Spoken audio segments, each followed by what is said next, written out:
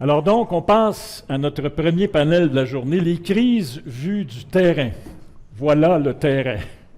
À ma gauche, Georges Ohana. Il est directeur de la prévention de l'itinérance à la mission Old Brewery. Claudia Castonguay, qui est directeur des communications des banques alimentaires du Québec. Benoît Ouimet, il est administrateur de faillite chez MNP. Marie-Édith Trudel, coordonnatrice de l'ACEF de la Rive-Sud. Je voudrais faire juste un premier tour de table. On écoutait Alain Noël nous parler des différences et de où en étaient les taux de pauvreté. Est-ce qu'en une phrase, vous pourriez me qualifier la situation actuelle? Juste une phrase. Chacun dans votre domaine d'intervention. Georges. Ce que je vous dirais, c'est que la porte de l'itinérance est de plus en plus grande, mais la porte de sortie est presque inexistante. Claudia? Simple, je dirais que tous les indicateurs sont au rouge, les demandes ne font qu'augmenter et on ne voit malheureusement pas les demandes qui vont diminuer dans les prochaines années. Benoît? Bien, au Québec, je pense qu'on a vraiment des faibles revenus. Et les gens, en majorité, vivent seuls. Marie-Édith? J'ajouterais qu'il n'y a plus personne qui est à l'abri de la pauvreté. Peut-être fournir un petit détail, parce qu'Alain est revenu là-dessus, sur les familles monoparentales. On me corrigera. Moi, j'ai vu le chiffre de 29% des ménages au Québec qui sont des familles monoparentales, contre 16% au Canada. Alors, quand on parle de personnes seules, je pense que le Québec, pour toutes sortes de raisons, a ce championnat-là. Alors, on va passer à la situation en tant que telle. Georges, j'ai lu cette semaine qu'un nouveau décompte des personnes en situation d'itinérance serait fait en avril. À quoi vous attendez-vous? De façon presque terrible, on va avoir une augmentation de ce qu'on appelle l'itinérance visible, non seulement à l'échelle de Montréal, mais à l'échelle du Québec. La situation perdure. Le logement social, le logement communautaire, malheureusement, n'est pas au rendez-vous pour venir aider cette population. Les refuges, les logements transitoires, transitionnels débordent. Donc il va falloir imaginer d'autres réponses, des investissements encore plus conséquents pour venir en aide au niveau de cette population qui est de plus en plus bigarrée. L'itinérance, on la voit maintenant partout. L'autre jour, je marchais Réunion à côté de chez de l'abbé. Il y avait 2 tantes qui étaient là. Comment elle a changé, l'itinérance, Georges, depuis le début des années 2000? Alors, c'est drôle parce qu'il y avait M. Pinard qui était là et qui disait ce matin, il a vu des personnes itinérantes. Ça fait depuis 20 ans que je travaille en itinérance et je connais des personnes itinérantes, les mêmes personnes quand j'ai commencé en 2005-2006. Donc il faut comprendre qu'à l'intérieur de la vie de ces personnes, il y a différents cycles. Des gens qui sont capables de se reloger, qui vont perdre leur logement. Donc un des facteurs, on parle souvent de logement, mais c'est le soutien communautaire qui disparaît. On a parlé du communautaire, c'est les gens qui sont derrière les immeubles, qui sont derrière les appartements, qui viennent en aide au niveau d'une population qui vivent des traumatismes. Donc ce qu'on voit, c'est l'augmentation très importante des traumatismes auprès de ces populations.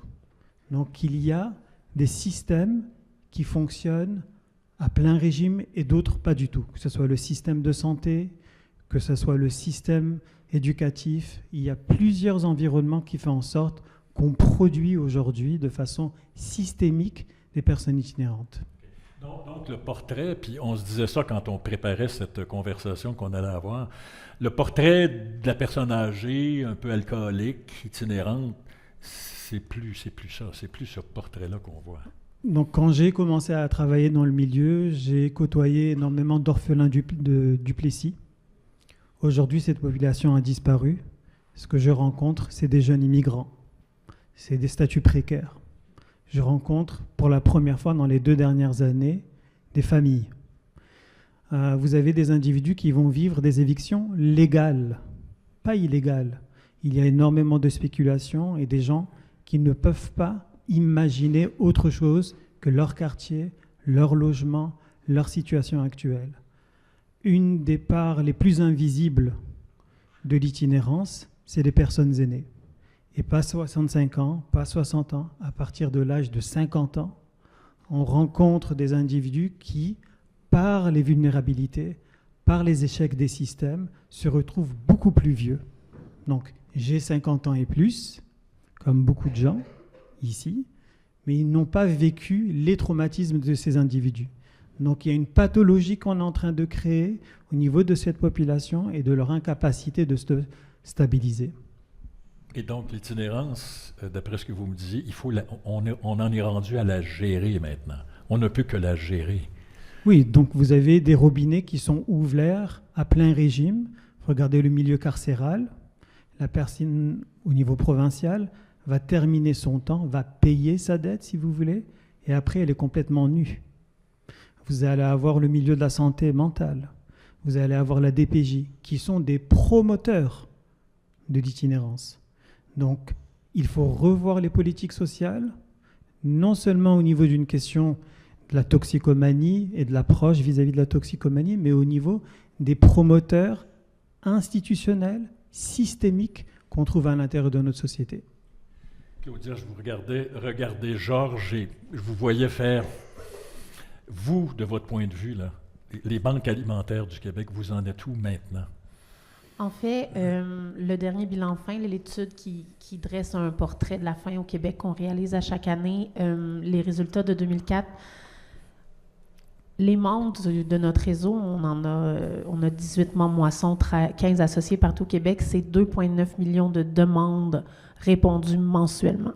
C'est immense, c'est 1 million de plus qu'en 2021. Presque 3 millions de personnes, ça s'appelle... C'est des demandes. En fait, demandes. c'est tout ce qui est dépannage alimentaire, collation, repas. Puis, en termes de personnes, on parle de 556 personnes uniques par mois. 556 000 personnes uniques par mois. Oui, ça veut dire qu'on les a comptées une fois. Ça inclut pas la répétition parce qu'il y en a plusieurs qui reviennent. Si on compte les répétitions, si on veut un peu imager le système, là, on est à presque 900 000 par mois. Et en 27, le chiffre de 900 000, on va l'atteindre. Vous m'avez dit, à un moment donné, en 27, il y en a 325 000 qui s'ajoutent à ces 55 000. Avec l'étude à Viséo qu'on a fait, sauf que ça, on y va vraiment un peu en termes de visite, en termes de personnes uniques, là, c'est vraiment, on y va avec le 556 000 personnes uniques par mois. Mais vous allez nourrir bientôt là, combien de personnes uniques par mois? Je ne peux le dire, je peux juste... ce que je sais, c'est que ça va augmenter parce que notre réseau reçoit des fonds du gouvernement pour acheter des denrées, mais le problème est plus profond que ça. Le rôle des banques alimentaires est essentiel maintenant, mais dans un monde idéal, un pays riche comme le Québec, les gens devraient être capables de se nourrir par eux-mêmes, puis ça passe par des structures, des mesures sociales, la hausse du salaire minimum, les loyers abordables, l'indexation des prestations d'aide sociale, puis on n'est malheureusement pas rendu là. Il y a un chiffre qui m'a beaucoup frappé quand on s'en est parlé la première fois.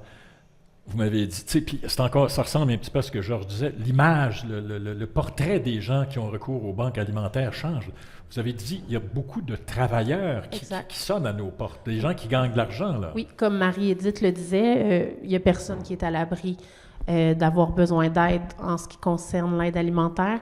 On a 20% des gens qui ont déclaré comme revenu principal un emploi. Ça fait juste augmenter. Ça veut dire que les salaires ne sont pas suffisants pour subvenir aux besoins de base des gens. Donc, une personne sur 5 qui a recours aux banques alimentaires gagne un chèque chaque semaine ou chaque 2 semaines. Exactement. Puis ça peut être... c'est un couple aussi, là. C'est vraiment juste... Les salaires ne suivent pas l'inflation puis le coût de la vie, donc c'est vraiment difficile aux gens de pouvoir survenir à leurs besoins. Puis le seul budget compressible, c'est l'épicerie. Il faut que tu payes ton loyer, il faut que tu payes ta voiture pour aller travailler. Ton cellulaire aussi, tu en as besoin habituellement pour travailler, rejoindre les écoles, les enfants. Mais le seul budget que tu peux couper, c'est l'épicerie.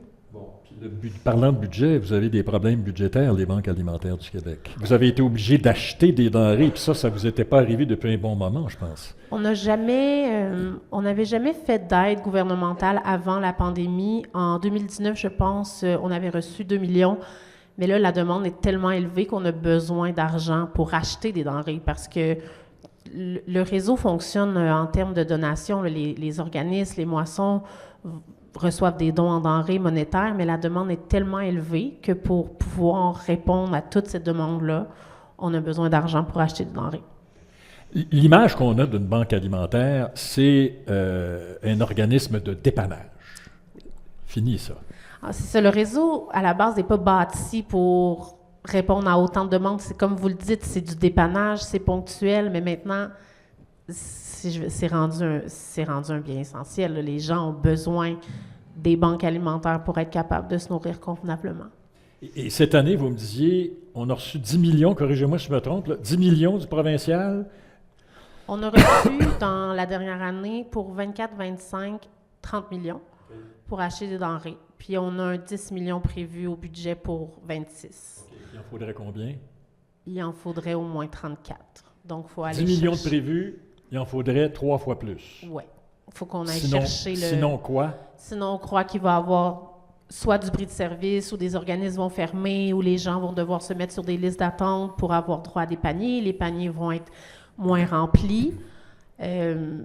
C'est ce qui va arriver. Il y en a déjà là, qui refusent il y a des organismes d'aide alimentaire qui refusent des gens parce qu'ils n'ont pas assez pour leur donner.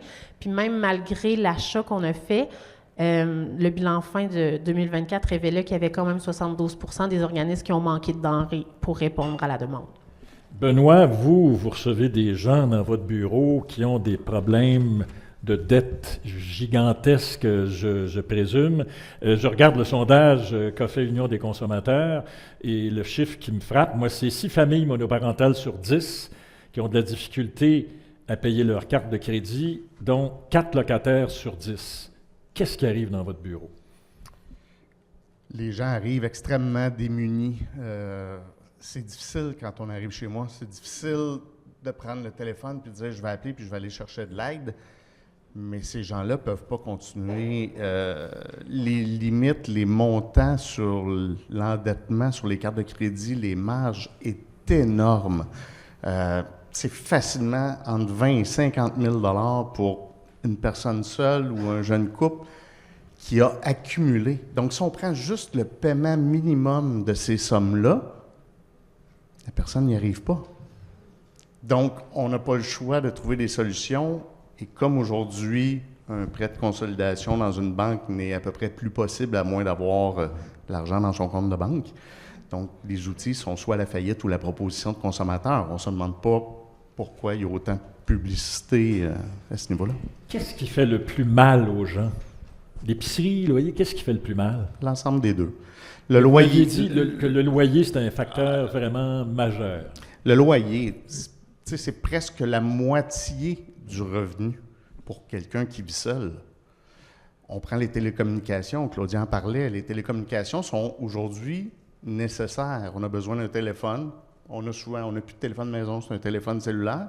L'Internet va être nécessaire et ça coûte ce que ça coûte. Donc la dépense juste en technologie est importante. Le prix d'un véhicule, quand quelqu'un a besoin d'un véhicule, Montréal, les gens vont souvent s'arranger pas de véhicule, mais en banlieue, à l'extérieur, le prix d'un véhicule aujourd'hui est pratiquement le prix d'une maison il y a 30 ans. Donc, tout ça fait qu'un coup, les paiements pour les dépenses fixes faits, bien, l'épicerie est condensée. Les gens, dans le fond, utilisent le crédit juste pour payer les dépenses courantes ou font l'achat sur la carte de crédit, ils se gardent l'argent pour faire le paiement minimum. Est-ce que vous voyez beaucoup de gens, bon, il y a un truc qu'on appelle le crédit deuxième chance, là. Évidemment, le taux qui l'accompagne est à l'avenant. Vous en voyez beaucoup comme ça? Bien, en fait, pour avoir ça, il faut déjà pratiquement avoir fait une procédure ou avoir fait une remise de véhicule. Et effectivement, il y a quelques années, je vous aurais dit que c'était à peu près environ 25 % de ma clientèle qui a des procédures multiples. C'est-à-dire la personne vient me rencontrer, a déjà fait une proposition ou une faillite. Aujourd'hui, on est tout près de 50 % des gens qui nous rencontrent qui ont déjà fait une procédure. Donc oui, les gens sont en deuxième chance au crédit. Le crédit revient à mon avis, souvent beaucoup trop vite. On ne donne pas la chance aux gens d'apprendre à vivre avec un budget, d'apprendre à vivre sans crédit. Mais on fait une proposition de consommateur. Dans les 3 prochains mois, vous allez avoir une carte de crédit. Il y a une chose dont on parle peut-être pas souvent. Bon, vous n'êtes pas psychologue, là. Il m'est arrivé d'avoir des dettes. Mais ça n'a rien à voir avec les dettes dont vous parlez. Mais il m'est arrivé d'en avoir. Puis j'avais quand même les reins solides avec certaines choses que j'avais. Mais j'avais des dettes. J'étais stressé. Les gens qui sont dans votre bureau, qui ont des vraies dettes, dans quel état psychologique ils sont? C'est souvent les larmes, c'est souvent la panique. Je vois beaucoup plus d'urgence maintenant. Les gens venaient souvent nous rencontrer pour aller chercher de l'information. Comment ça fonctionne? J'ai entendu parler de vos services. Comment tu peux m'aider? Aujourd'hui, les gens arrivent pratiquement dans nos bureaux avec les documents en disant « Je m'en viens faire une proposition. » Pas « Qu'est-ce que je peux faire? Comment tu peux m'aider? Je m'en viens faire une faillite. Je m'en viens faire une proposition. Voici mes documents. Quand est-ce qu'on peut signer ça? Je suis plus capable. J'ai arrêté de payer ou je vais arrêter de payer. Mais il faut procéder. Donc, c'est l'angoisse et il y a un sentiment de crise, un sentiment d'urgence face à l'endettement. Marie-Édith, vous êtes conseillère budgétaire. Les gens que vous recevez, le portrait des gens que vous recevez, ça a beaucoup changé? Ça a beaucoup changé. Les personnes qui fréquentent les ACF jusqu'à récemment, l'image type, c'était plus la personne seule, parce qu'on sait que vivre seul, comment ça peut coûter cher, famille monoparentale. Tranquillement, c'est ajouté à tout ça les problèmes de santé physique, santé mentale. Et je pense qu'on le vit tous ici, tous et toutes, la problématique de santé mentale, c'est un enjeu. C'est un enjeu pour les organismes communautaires. Ça fait qu'on a énormément de personnes qui ont des problématiques de ce type-là, donc ils doivent venir accompagner, parce que comprendre un budget, comprendre sa situation financière, il faut être accompagné dès qu'on vit de l'anxiété financière. C'est ajouté à ça des travailleurs. Les travailleurs, pas que c'est nouveau, mais les travailleurs à petit salaire ont toujours fréquenté nos organismes ou assisté à des ateliers. Mais là, ils viennent, et c'est des salaires, même, c'est un peu ironique, ils ont des salaires plus élevés que les consultantes qui les reçoivent. Et là, c'est qu'ils acceptent de venir dans un organisme communautaire. Parce que le conseiller, dans leur institution financière, ne les reçoit plus. Il les envoie vers nous. Donc, le communautaire doit s'adapter aussi à ces nouvelles personnes-là, adapter aussi son discours. Et quand une personne fréquente nos organismes, on leur fait connaître les organismes de leur coin. On leur fait connaître les ressources, peut-être même alimentaires, justement. Tu as beau être travailleur, peut-être que tu en as besoin. Oups, là, on frappe un mur. Il y a une certaine dignité. C'est drôle pour les gens, à faible revenu, on va parler de dignité, mais là, pour les travailleurs, là, c'est comme, est-ce que je suis vraiment rendu là? Est-ce que qu'est-ce qui a fait que je suis rendu là? Bien, ton loyer est à 1800, 2000, ça se peut. Le loyer à 35% du revenu. Ça tient plus tellement la route, là. Il va falloir qu'on s'assoie tout le monde ensemble pour... Qu'est-ce que vous voyez? Bien, les gens à faible revenu, là, quand tout leur revenu passe dans le loyer. Donc, qu'est-ce qui reste? Qu'est-ce qui reste pour le variable? Qu'est-ce qui reste pour les dépenses alimentaires? Ou si la personne a des problèmes de santé physique, ce qui est souvent le cas pour les gens à faible revenu, parce qu'on développe toutes sortes de maux, bien, ce qui arrive avec ces gens-là, c'est qu'ils vont payer... Bien, c'est ça. Le stress, ça fait du mal. L'anxiété financière, c'est un stress inouï. Bien, ces gens-là vont vont acheter leurs médicaments peut-être avant d'acheter de la nourriture, parce qu'il n'y a personne qui leur donne des médicaments et ils peuvent aller dans les banques alimentaires pour l'alimentation. On ne se rend pas compte de la difficulté et du travail dans le cerveau que ça peut demander à quelqu'un qui n'a pas de revenus. Mais tout, pour les gens à faible revenu, ça passe dans le logement. Il y a une chose que vous m'avez dite qui m'a beaucoup touché. M'avait dit deux choses. m'avait dit, la ministre de l'Habitation, parce que, bon, les loyers montent, je pense que tout le monde est au courant, la ministre de l'Habitation dit déménager. Oui. Puis ça, on l'a trouvé dur dans notre milieu parce qu'elle elle nous citait un petit peu hors contexte. Elle nous citait parce que, oui, ça va arriver aux consultantes budgétaires dans nos associations de dire, OK, si c'est possible, ne pas déménager, restez où vous êtes parce qu'en ce moment, la situation ne le permet pas. Mais si on se met à la place d'une personne qui vit de la violence conjugale, est-ce qu'on va lui dire « reste là », puis les loyers, de toute façon, les logements là, qui étaient promis pour les victimes femmes de violence, on repassera aussi. Fait que c'est toute une suite de choses qui fait, est-ce qu'on va vraiment dire à ces gens-là de rester dans leur logement, il est trop cher, et tu peux être victime de violence. Vous m'avez dit la chose qui m'a le plus touché. Ben, en fait, l'affaire de la ministre de l'Habitation, ça m'a choqué. Ce qui m'a le plus touché, c'est quand vous m'avez dit les gens signent des baux qu'ils ne pourront pas payer, oui, qu'ils savent qu'ils ne pourront pas payer. Oui, puis comment ça se passe à micro fermé habituellement, là, ce qui est ici va rester ici, entre nous. Des gens rencontrés en consultation budgétaire disent « Oui, j'ai signé mon bail, mais je sais que je ne pourrai pas tenir 12 mois avec ce que je viens de signer. Comment je me sens? » Comment? Ils vont aller voir Benoît avec leur carte de crédit surchargée. C'est ça. Puis quelqu'un dirait, ben là, t'es pas responsable. Non, cette personne-là est hyper responsable. Elle veut un toit sur la tête pour ses enfants. Elle veut avoir une dignité. Elle va signer, elle va s'engager dans un contrat qu'elle ne pourra pas tenir. C'est pas de l'irresponsabilité. Alors, il y a une espèce de stigmatisation. Les crises amènent une stigmatisation de certaines personnes parce qu'elles se sentent responsables, d'autres leur disent « tu es responsable », ils ne sont pas responsables. C'est pour ça qu'il faut ensemble qu'on les amène à réfléchir autrement, à se voir autrement. Si on parle être digne, avoir une dignité, c'est parce qu'il y a une situation qui est indigne. Puis à ce moment-là, à ce moment-ci, là, si on prend une photo de la situation, moi, je m'indigne totalement de ce qui se passe. Il va falloir ensemble, puis c'est bien aujourd'hui qu'on soit différents milieux, mais qu'on s'organise. Vous m'avez dit que vous étiez toujours dans l'urgence. On va se demander comment vous faites face à ces situations-là et quelles sont les réponses des gouvernements. Georges, quand on passe, moi j'ai 73 ans, Old Brewery, je connais ça. Je connais ça parce que je passais souvent devant pour aller au centre-ville. Le paradigme est complètement changé. Le paradigme du refuge dortoir, ça ne marche plus. D'ailleurs, vous êtes votre spécialité, c'est la prévention de l'itinérance. Alors vous essayez de travailler en amont, je pense bien. Je pense qu'il y a un besoin criant de travailler l'intersectorialité. On est un peu ici en train de vous présenter une brochette de l'intersectorialité. Il faut sortir des murs. Donc, mon service existe depuis 3 ans. La mission existe depuis 135 ans. Ça veut tout dire.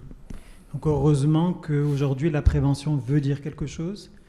Au début des années 50, c'est une image que j'aime présenter, on a eu un nombre important de personnes qui ne survivaient pas à l'autoroute. Donc, ils ont investi dans des politiques, dans une loi autour de la ceinture de sécurité. On n'a pas investi dans les urgences. Et on dirait qu'au Québec, on a beaucoup investi dans les urgences et pas du tout dans la prévention. Donc aujourd'hui, la réponse, elle se situe dans le logement, mais pas n'importe quel logement, pas n'importe quel logement à n'importe quel prix. Des logements qui répondent aux attentes de la population, parce qu'ils ont une voix, une population qui a besoin d'accompagnement. Donc c'est des chiffres faramineux quand on regarde ce qu'il doit se faire au courant des 15 prochaines années, des 20 prochaines années, parce que c'est quelque chose que le professeur Noël pourrait vous dire avec beaucoup plus de détails. Au début des années 80, on a fermé tout investissement au niveau du logement social. Donc même si on mettait les bouchées doubles, les bouchées triples, on ne serait pas capable de récupérer ce qu'on a perdu en termes d'infrastructure. Donc aujourd'hui, une des réponses, c'est la réponse de l'intersectorialité. Je travaille, moi, mon équipe, avec les comités logements. Je travaille avec les ACEF, pour être capable de construire un continuum de services entre organisations pour être capable d'arriver à un objectif et pas de façon sectaire. Alors, c'est important de préciser, vous vous organisez plus pour avoir plus de lits dans votre dortoir, dans votre refuge, là, vous. Je le répète, mais je pense que c'est important de le répéter. Vous essayez de trouver des logements, vous faites un peu la job du gouvernement d'une certaine manière, là. Personne ne veut vivre dans un dortoir. Personne ne veut se faire servir un repas quand il n'a pas de choix. Personne ne veut avoir à vivre ces difficultés. Encore une fois, comme je le disais en introduction, il y a énormément de traumatismes qui se créent. Une personne qui se retrouve dans un contexte de refuge, même si c'est le plus beau refuge du monde, même si c'est les gens les plus sympathiques, vit une cicatrice qui ne pourra pas être capable de fermer. Il va vivre avec. Donc, comment faire pour éviter et identifier le plus tôt possible ce qu'on appelle des points de bascule. C'est ça l'avenir de l'itinérance. Donc on n'attend pas qu'ils deviennent itinérants, on attend d'être capable de travailler de façon solidaire avec le reste des organisations, on espère avec le gouvernement, pour être capable d'identifier les points de bascule et de travailler pour les amener vers une trajectoire qui est celle du logement. Ouais, vous parlez du gouvernement, vous m'avez dit, oui, il y a des plans d'intervention, c'est correct, il y en a, mais il n'y a pas assez de concertation avec vous qui êtes l'expert terrain. J'ai envie de vous dire de façon encore plus directe, c'est qu'on dirait que les différents ministères ne travaillent pas ensemble. Donc on nous projette cette idée d'interministère entre la santé, le logement, mais finalement, on voit très peu de connexions et pourtant, on n'a besoin que de ça. On a entendu parler de la santé mentale, mais on doit parler de logement, on doit parler de sécurité sociale. Donc, tous ces éléments, s'ils ne parlent pas d'une seule voix, on passe notre temps à courir après des subventions. Claudia, de votre poste d'observation, vous avez commencé à répondre à ça. Là, d'entrée de jeu, vous avez dit, parce que vous avez toute la pression, vous avez dit, là, les mesures structurantes, qu'est-ce qu'il faut faire de votre point de vue? Tu sais, c'est sûr que moi, BAQ, on n'est pas sur le terrain, là, on entend tout ce que nos membres nous disent, on ressent la détresse à travers la leur. Tu sais, le logement, tant que les logements, c'est un peu comme Georges le dit, tant qu'il n'y aura pas de logement abordable, les gens ne pourront pas subvenir à leurs besoins. Tout ce qui est le salaire minimum, tout le monde on le dit, il faut que ça augmente parce que le seul budget compressible, c'est vraiment la nourriture. Tant que des mesures ne seront pas mises en place, on ne verra pas d'amélioration dans aucun des services des 4 personnes assises ici. Ouais. Ça prend du logement abordable, ça prend du logement social. Absolument, et rapidement. Sinon, vous n'y arriverez pas, là, parce que après vous, là, c'est le chaos carrément, il n'y a plus rien. On est le dernier petit matelas en dessous du filet qui se brise, là, mais nos membres sont vraiment résilients, puis on l'a vu avec la pandémie, ils vont vraiment faire tout ce qu'ils peuvent pour pouvoir offrir des denrées aux gens, ils vont réduire les paniers, mais ils vont vraiment faire leur possible pour ne laisser personne derrière. Benoît, on se parlait de gens qui ont 2, 3, 4 cartes de crédit, 20, 50 000 $ de dette sur les cartes de crédit. Et je pense que tout le monde dans la salle connaît les taux des cartes de crédit, 18, 19, 20, 22, ça peut aller jusqu'à 29 % dans certains cas. Et on ne compte pas les micro-prêts. Oui, vous avez dit les banques font plus de prêts de consolidation. Mais si moi j'ai, mettons, là, une carte de la Banque nationale, à 20 % de taux d'intérêt, puis j'ai 10 000 dessus. Est-ce que je peux aller voir mon banquier et dire, écoute, si tu me transformais ça en prêt personnel de 10 000, ça me coûterait moins cher, puis j'aurais l'occasion de te payer la totalité au lieu d'aller voir Benoît, puis de te payer, je ne sais pas, moi, 20 cents dans la pièce. Est-ce qu'ils acceptent, les banques, de faire ça? À moins que vous ayez un endosseur ou que vous ayez les fonds suffisants pour garantir la dette. Parce que la dette n'est pas avec la Banque nationale et la banque a quand même des cotes à rencontrer, c'est avec Mastercard. Desjardins, aujourd'hui, la majorité des prêts de consolidation qu'ils font, appelons ça un prêt de consolidation, c'est un prêt sur la Visa qui est un accordé. Ça va être un montant regroupé sur la carte de crédit et tout se retrouve sur le relevé de Visa Desjardins. Donc, des prêts personnels, j'en vois plus dans mes dossiers pratiquement. Mais moi, je peux vous dire une chose, parce que j'ai traité le dossier quand j'étais à la facture, et le secteur le plus payant pour les banques, nous disaient les banques elles-mêmes, c'est les soldes impayés, les soldes mensuels impayés. C'est ça que c'est plus payant que les hypothèques, c'est plus payant que tout ce que vous voulez. Fait qu'ils regardent les gens sombrer, ça ne les dérange pas finalement qu'un certain nombre de personnes fassent des propositions de consommateurs lorsque ça continue d'être payant. Ça fait partie du risque, hein? Et nos conseillères à la banque, tu sais, expérience personnelle, tu vas à la banque pour ouvrir un compte de banque et la première chose qu'ils te font, c'est la protection des couverts, la marge de crédit et la carte de crédit. Tu vas sortir de là un matin pour avoir ouvert un compte de banque avec 20 000 de crédit. Est-ce qu'une solide éducation financière, ça pourrait changer quelque chose, Benoît? Moi, ça fait 30 ans que je consacre ma carrière aux consommateurs. Et on disait tantôt que le Québec était plus riche que jamais. Et pourtant, moi, je le vois plus endetté que jamais. Oui, l'éducation n'est pas là, mais je pense qu'il y a un problème encore plus profond. C'est dur à comprendre qu'on soit plus riche que jamais et qu'on soit de plus en plus endetté. Le pourcentage des Canadiens qui sont à 200 $ de plus y arriver, c'est plus important que jamais. Donc, mais quand même, est-ce que ce serait un genre de game changer que les ça gens... pourrait être un game changer pour les générations futures, mais ce qu'on a déjà sur le pavé est trop important. Tu sais, on parle de salaire minimum, on réalise pas, tu sais, on parle souvent, les gens pensent que tout le monde fait un gros salaire, mais tu sais, si on prend toutes nos rues commerciales, nos centres d'achat, nommez-les les épiceries, c'est tout du salaire minimum ou à peu près. Donc, ces gens-là n'ont pas de façon autre. Ils n'ont pas d'épargne. Pas d'épargne. Marie-Édith, je regardais le sondage d'Union des consommateurs, là, pas grand monde là, qui vont chercher de l'information budgétaire. Je pense que c'est 12 le chiffre que j'ai vu. C'est peu de gens, là. Écoutez, je veux juste vous dire que je vais accompagner ma fille chez le banquier parce qu'elle dit « Papa, je connais rien ». Bon, alors, les gens ne vont pas beaucoup vous voir pour recevoir les infos minimales là, dont ils auraient besoin pour s'en sortir. Nos plus grands référents dans nos associations de consommateurs, c'est les organismes communautaires qui vont nous référer. Mais souvent, ils vont nous référer, c'est des cas crève-cœur. Les banques alimentaires vont souvent discuter en remettant les paniers, dire tu as un problème avec ton budget, va donc voir la CEF. C'est comme les référents, ce sont les organismes communautaires. Et on donne nos ateliers, entre autres, beaucoup auprès des autres organismes communautaires. Mais comment ça se fait que c'est si peu connu? Je pense qu'on a droit à une reconnaissance pour aider notre société. Puis la société y gagnerait parce que justement, les gens qu'on rencontre, ils ont très peu d'épargne ou pas du tout d'épargne parce que la carte de crédit, maintenant, là, c'est plus du luxe que sur une carte de crédit. Qu'est-ce qu'il y a sur une carte de crédit? Le courant. Ça va être de l'alimentation, la pharmacie qui va être sur la carte de crédit. Ça n'a plus d'allure. Ça n'a aucun sens où on est rendu. Et on doit être plus connu, que ce soit nos organismes à nous, nos associations de consommateurs, mais pour être plus reconnu, il va falloir qu'on parle subvention, budget et qu'on parle au gouvernement.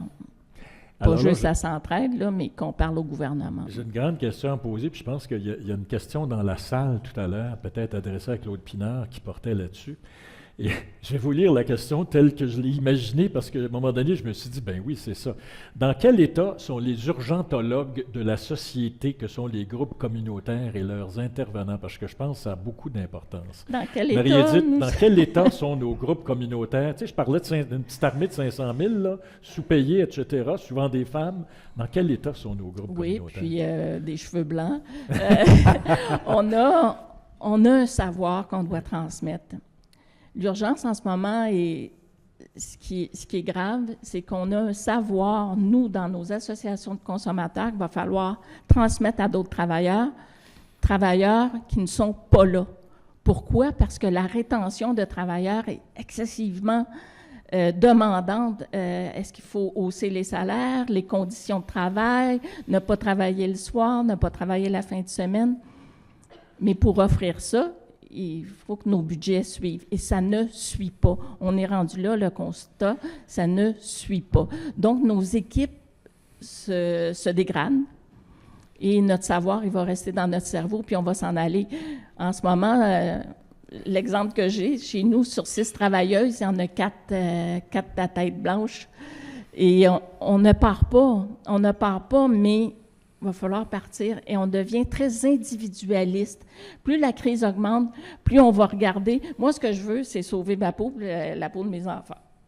Hein, ça serait un peu ça. Mais là, je me dis, je ne peux pas partir là. Il y a trop de gens qui ont besoin de nos services. C'est la même chose chez vous.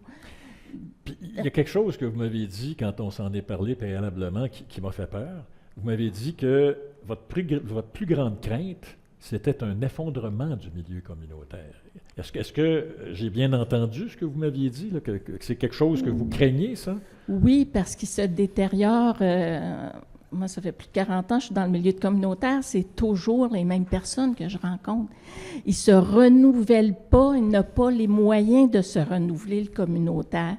Donc, bravo aux jeunes. Je sais qu'il y a beaucoup de jeunes consultants budgétaires. Restez, s'il vous plaît. Ça fait qu'on a vraiment des écarts dans nos associations. On a des jeunes et on a des gens de mon âge. On a la classe entre les deux n'est plus là. C'est dramatique et c'est dans la même chose dans l'alimentaire et particulièrement au niveau de l'aide à l'itinérance. C'est des jeunes qui ont des belles visions, tout ça, mais il ne faut pas les essouffler, il ne faut pas les brûler. Oui, Georges. On a un taux de diplomation quand même assez exceptionnel au niveau des gens qui viennent travailler dans le secteur de l'itinérance. L'enjeu, c'est qu'après 2 ou 3 ans, ils veulent passer dans le CIUS. Donc l'augmentation au niveau du salaire, elle est extraordinaire. Ils apprécient énormément. Ils vont se retourner, ils vont faire un sourire de reconnaissance. Ils ont fait, si vous voulez, leurs 2 ans, 3 ans à l'intérieur de la jungle de l'itinérance. Et là, ils rentrent dans un CIUS. Je ne veux pas dire que les CIUS, c'est plus facile, mais ce n'est pas le même milieu. Donc on vit le mythe de Sisyphe. On est continuellement en train de renouveler la mise, on est continuellement en train de travailler des formations et on essaye de trouver ces perles rares qui veulent s'investir après 2 ou 3 ans. C'est ça. Et c'est qu'il y a aussi beaucoup de bénévoles dans les organismes d'aide alimentaire qui sont de plus en plus vieillissants. Ça aussi, c'est important à considérer. Puis c'est aussi, il y a un de nos membres qui nous racontait les camionneurs qui vont livrer les denrées dans les organismes se font solliciter quand ils sont à leur pause dans des Tim Hortons pour se faire offrir 1 ou 2 $ de plus ailleurs. Puis là, c'est là que ça quitte pour avoir un peu plus parce qu'eux aussi ne vivent pas dans la richesse d'être camionneurs pour un organisme d'aide alimentaire. Donc, c'est ça, les subventions pour les organismes, parce que oui, on amène des denrées aux membres, mais les fonds pour les organismes sur le terrain n'augmentent pas non plus. Tout ce qui est PSOC, financement à la mission, c'est vraiment, vraiment difficile pour eux d'avoir que ça suive un peu l'inflation. Moi, comme journaliste, je travaille par exemple en ce moment avec Médecins du Monde sur un balado. Je dis souvent, c'est plate parce que la moitié du temps des organismes communautaires, la moitié de leur temps et de leur énergie, c'est de courir après les subventions pour arriver à accomplir leur mission. Je me trompe pas, Marie-Édith? Non. Puis, en tout cas, M. Pinard connaît bien nos organismes, puis on a besoin de ces gens-là, justement. S'entraide fait en sorte que je passe moins de temps à aller chercher à gauche, à droite, mais ce n'est pas suffisant. Et moi, je ne veux pas faire de courbettes ou m'aplatir face à une ministre ou un ministre pour me censurer dans mes propos, pour dire ce qui ne va pas. Fait que, oui, j'ai besoin de fonds, on a besoin de fonds dans nos organismes, mais on ne va pas aller dans leur sens et faire de la politicaillerie. J'aimerais ça qu'on soit au-dessus de la politique. Pouvez-vous m'expliquer un petit peu, développer ça? Qu'est-ce que vous voulez dire, là? On est revenu dans une ère où c'est très délicat de dire vraiment ce que l'on pense.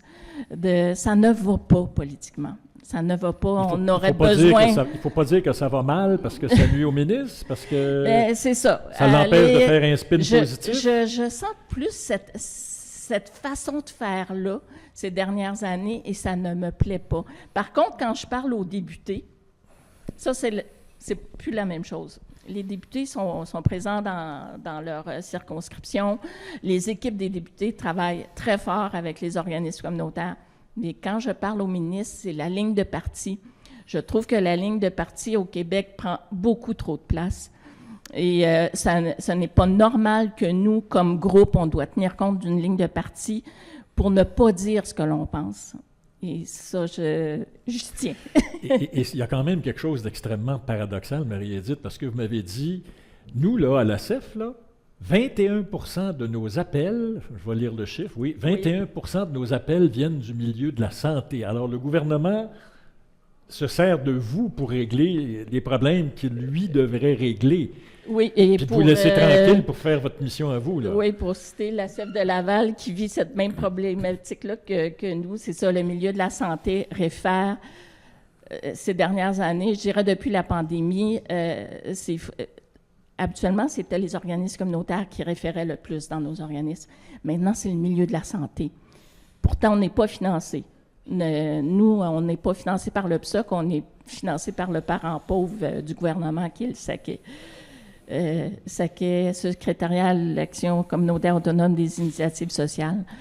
Donc, ça n'a pas de sens comment ça se fait que le milieu de la santé nous réfère autant de personnes, mais ce n'est pas lié à des subventions.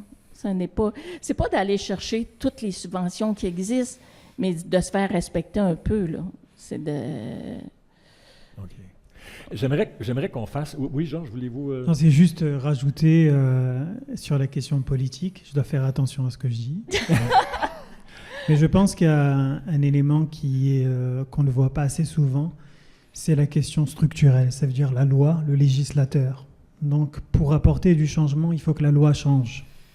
Donc, des fois, il faut décortiquer une loi qui est biaisée. Il faut décortiquer une loi qui ne répond plus aux attentes de la population québécoise et d'être capable de réinventer cette loi pour venir en aide au niveau d'individus qui sont à risque. Et souvent, ce que nous, on fait au milieu communautaire, c'est qu'on va dénoncer certaines situations, on va gérer des crises, mais il y a un travail qui doit se faire au niveau d'un lobbyisme, qui doit se faire au niveau de certaines lois, qui sont des promoteurs de la pauvreté.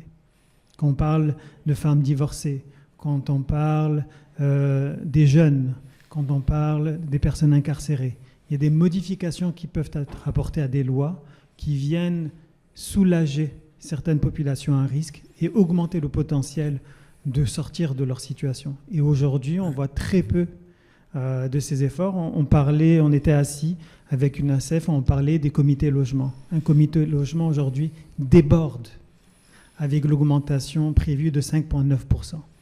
Mais derrière tout ça, il y a une loi. Derrière tout ça, il y a le TAL.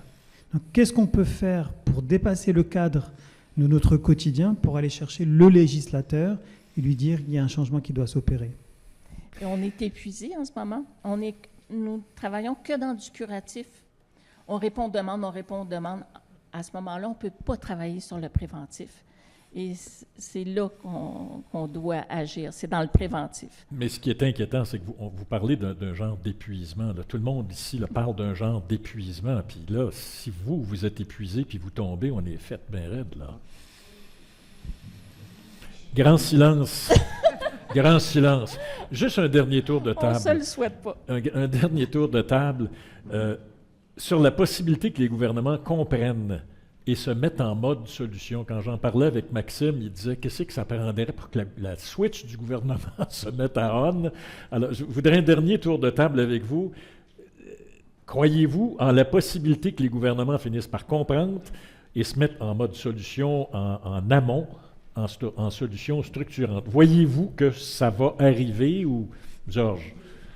Je pense que de façon obligatoire comme société, une société résiliente comme celle du Québec, la question du logement va devenir une réalité quotidienne.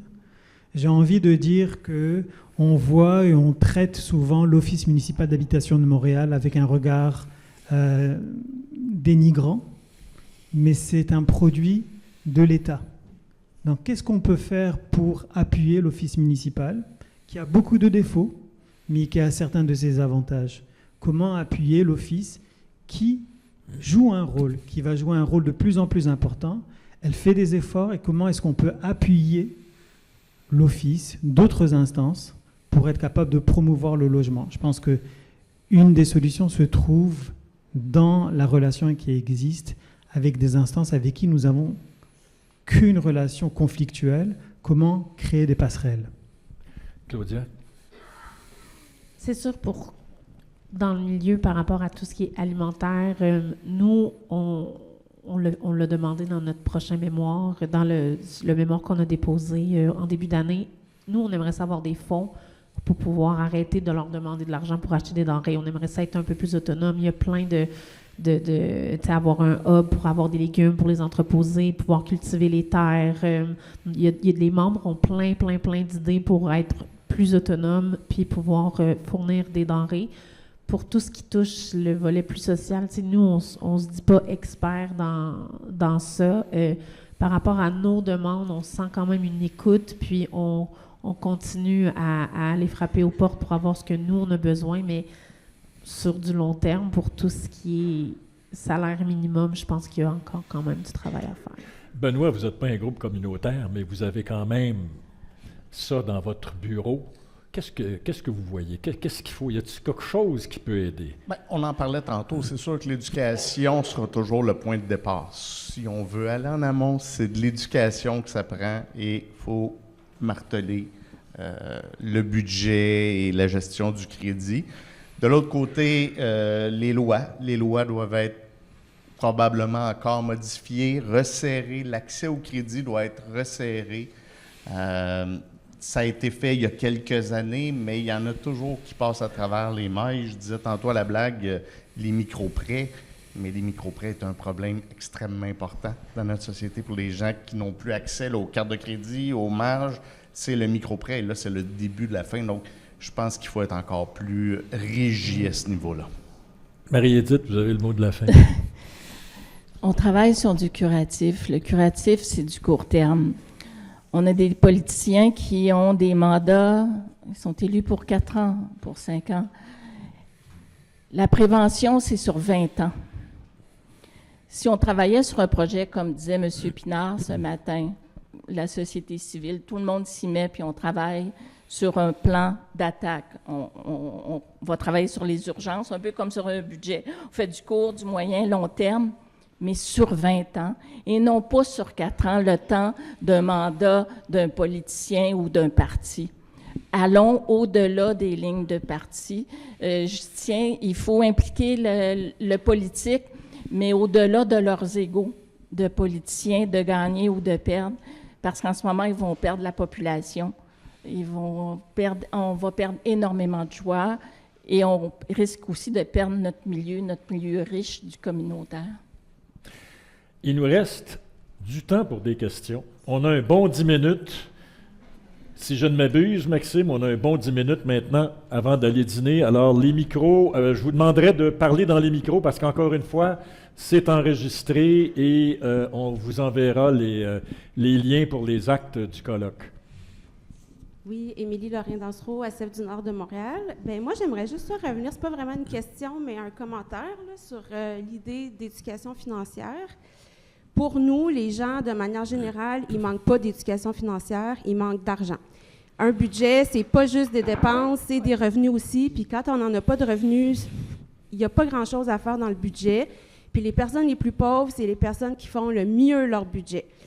Fait qu'à l'ACF du Nord, nous, on est vraiment très critiques là, du concept de littératie financière parce qu'on trouve que c'est une façon de responsabiliser les individus pour un problème qui est systémique. Vous l'avez dit, la moitié des revenus des banques, c'est des intérêts des cartes de crédit. Là.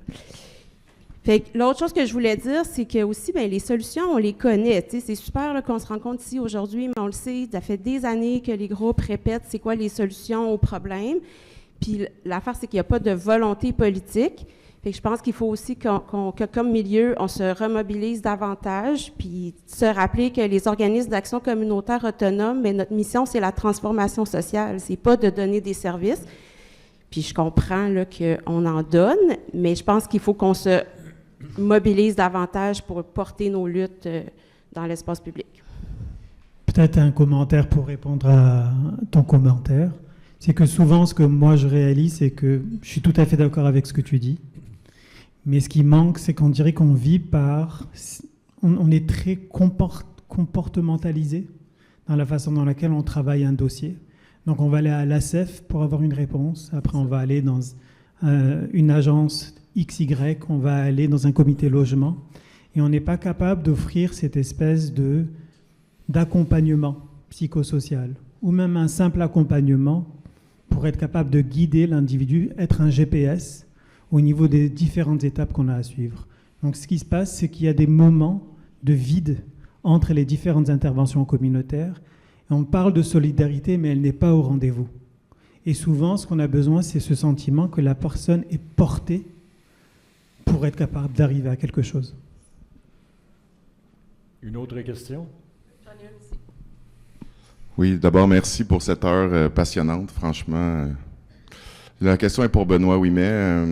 Vous avez dit que 50% des gens qui viennent vous consulter ont déjà fait une proposition ou une faillite. Pouvez-vous expand sur ça, s'il vous plaît? Bien, il y a eu des périodes où la faillite est extrêmement populaire. Il y a plusieurs années, lorsqu'on terminait les études, il n'y avait pas de réglementation et c'était une faillite instantanée pour les prêts étudiants. Donc, ça a fait une population importante où on a déjà fait des faillites. Et avec les années, ça fait quand même plusieurs années que je suis là, donc on voit une quantité importante de gens qui viennent voir et qui disent « J'ai fait ça dans la jeune vingtaine, et je n'aurais jamais dû faire ça. » Mais malheureusement, ça a été fait. Donc, ce qui fait qu'aujourd'hui, une quantité importante de nos clients sont déjà rendus à plusieurs... puis vous seriez surpris de savoir que c'est 2, 3, 4 et 5 procédures qui sont faites parfois, là. C'est énorme.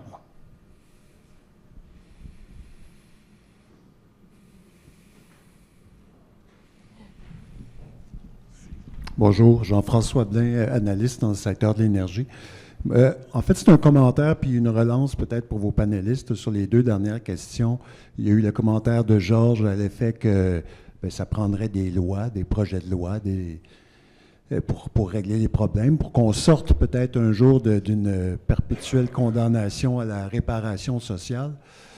Puis la question suivante, c'était pourquoi notre législateur, nos gouvernements ne comprennent pas? Bien, à partir du moment, d'abord, réponse à la première question, le législateur de notre régime parlementaire, il est sous la domination du pouvoir exécutif, et le pouvoir exécutif dans un régime parlementaire partisan, tant qu'on a des gouvernements majoritaires, bien, l'intérêt partisan contamine l'administration des enjeux publics et la prise en compte des véritables motifs et des véritables solutions. Alors donc, c'est simplement un souhait que j'émets. J'en suis rendu, moi, personnellement, à souhaiter un gouvernement minoritaire, tant au fédéral qu'au provincial, à toute élection, quelle qu'elle soit. Ben, je me dis, au minimum, ils vont être obligés de se parler véritablement.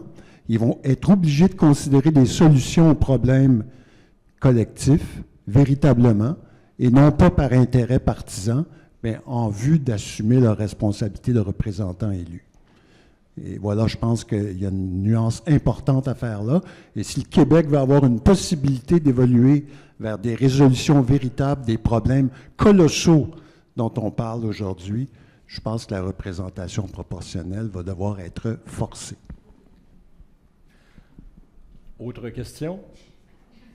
Juste pour rebondir sur votre commentaire, ça veut dire qu'il y a une nouvelle génération de juristes, je pense, au Québec, qui s'intéressent à la question législative et qui travaillent présentement à essayer de redéfinir les politiques sociales, au-delà de la question politique. Donc j'entends votre commentaire, mais quand vous regardez un pays comme le pays de Galles, vous regardez l'Autriche, vous regardez en France, certaines tentatives et certaines réussites au niveau de la législation qui ont transformé la façon dans laquelle on travaille la question sociale.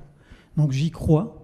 Maintenant, je partage la déliquescence au niveau des partis politiques et ce qu'ils représentent aujourd'hui au Québec.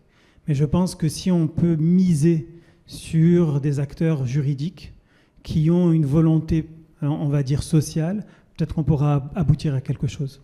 Mais si ma mémoire est bonne, on a eu tant au fédéral qu'au provincial des promesses de changer le mode électoral et soudainement, la lumière fut dans l'esprit de nos politiciens qui ont dit « ben on va remettre ça ». Alors, c'est pour ça que je reviens, moi, à ce que Claude Pinard disait, il faut que la société civile, on va terminer là-dessus, il faut que la société civile se dresse comme elle s'est déjà dressée. Moi, j'étais un petit gars des années 60-70, là. Je ne sais pas si je vous le disais tantôt, mais en 71, le Québec est en ébullition. N'oubliez pas qu'il y a eu la crise d'octobre. Les manifs sont interdites. On est dans la rue pareil, tout le monde.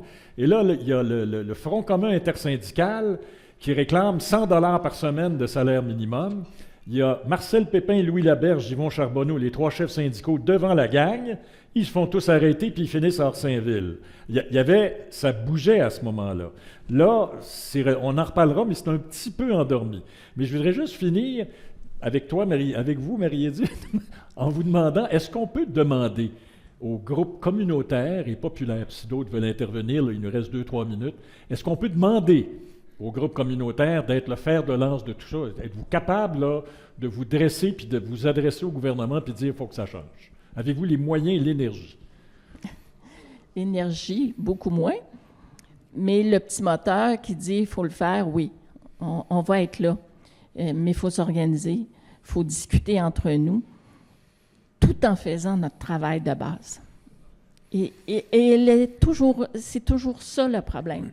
C'est que, est-ce qu'on va laisser les gens dans la rue pour dire, OK, il faut mettre de l'énergie à revendiquer l'union est là.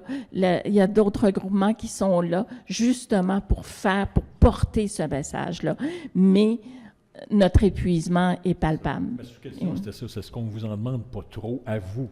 Est-ce que, oui, vous pourriez participer à ça? Georges et Claudia, vous pouvez répondre aussi, mais est-ce qu'on vous en demande pas beaucoup? Il y a quelque chose qui est intéressant en ce moment, c'est que les travailleurs fréquentent nos services de plus en plus. Les travailleurs ont une voix plus forte qu'une personne qui est à la rue. Elle vote, elle paye des taxes, elle paye des impôts. Donc, profitons que les travailleurs commencent à fréquenter nos organismes pour amener un message. Et il va être probablement plus entendu. C'est dommage, hein? Il faut que ça soit que les travailleurs soient affectés pour aider des gens qui sont dans la rue. Ça n'a pas de sens. Mais profitons de ces occasions-là. Moi, j'ai envie un message, c'est que, au même titre qu'on a des droits fondamentaux au Québec, qu'on a une charte, on doit reconnaître à l'intérieur de notre société que le droit au logement, c'est un droit fondamental. Et aujourd'hui, il n'y a personne, avec cette neige, avec ce froid, qui devrait vivre un instant à l'intérieur du contexte d'un logement.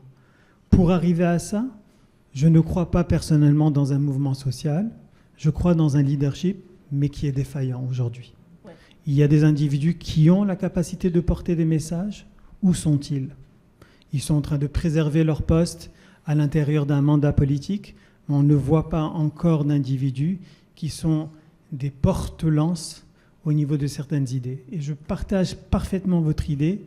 Pour avoir vécu longtemps dans un contexte avec des personnes itinérantes, ils n'ont pas de voix.